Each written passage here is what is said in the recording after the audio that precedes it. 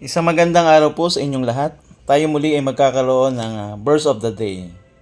At yan ay matatagpuan sa Habakkuk chapter 3, verse 17 to 19.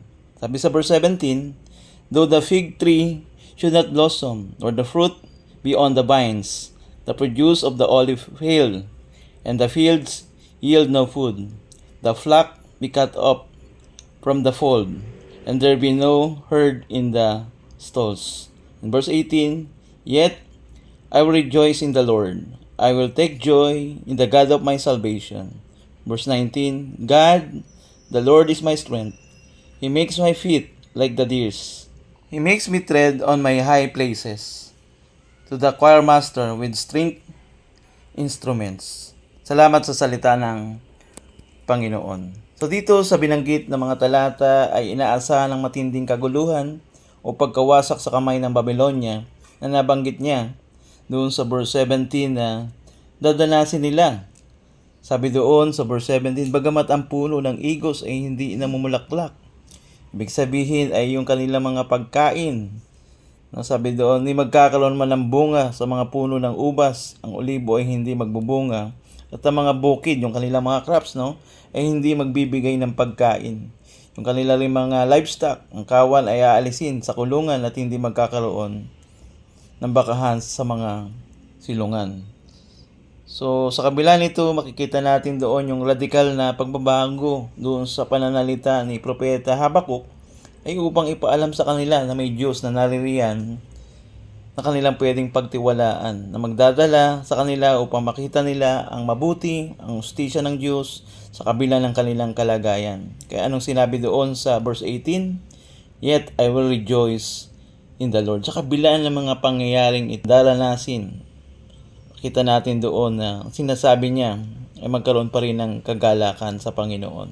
Sa kabila ng mga masasabi nating material disaster, yung pagkasira nga ng kanilang mga pananim, kanilang kawan at bakahan, yung kanilang crops at yung kanilang livestock, maaaring magresulta ng kawalan ng pagkain o mauwi sa matinding paghihirap. Ngunit ang pinakita ni Habakkuk ay matutong magtiwala sa Diyos na taglay yung kagalakan. Kaya ang sabi niya doon, "God, the Lord is my strength. He makes me." Diba? He makes me. Ibig sabihin, ginagawa ko ng Panginoon na ganito yung aking mga paa ay aakayin niya ka doon sa daan na daan patungo sa Diyos. Na nandoon yung taglay, yung kagalakan at higit sa lahat ang sabi doon sa verse 18, "I will take joy in the God of my salvation." So kaya sa verse 19, sabi doon, nagawa pa nga sabihin niya sa kanila na the Lord is my strength. Hindi lang yun, na may katiyakan sa paglakad at sino mang nagtitiwala sa Diyos sa anumang sitwasyon na kinakaharap nila na kalagayan. Ganito yung pinasasabi at inihayag ni Propeta Habakkuk. Ikaw, naririyan pa ba ang kagalakan mo? Sa kabila ng maaaring masalimuot na sitwasyon mo ngayon, marami kang conflict na pinagdaanan, hindi mo alam kung paano mo ito kakaharapin, pati yung iyong pangkabuhayan, yung trabaho mo, apektado. Hindi magpakalayo sa Diyos, kundi magtiwala sa Diyos na taglay pa rin ang kagalakan habang kinakaharap. Hindi ko naman sinasabi na madali ang buhay. Maaring may mahirap na sitwasyon ka ngayon o hindi magandang sitwasyon ngayon. Maaring sa relasyon mo, sa pamilya, sa iyong asawa, sa iyong mga anak, sa trabaho, o sa iyong komunidad. O pati na rin doon sa mga nag-aaral, sa kanilang mga pag-aaral. Ano mang iyong dinadanas ngayon. Ngunit kung nandyan ka, nawa, taglayin mo ang kagalakan na may pagtitiwala sa Diyos na siyang maghari sa iyong buhay. At kung ikay na may tunay na mananampalataya ni Kristo, yung joy of salvation, danasin mong palagi kasama ang pabor at probisyon ng Diyos na magpatuloy sa Panginoon ano man ang mangyari. At kung hindi ito nangyayari sa buhay mo, idulog mo sa Diyos at kilalanin mo ang Panginoong Hesukristo.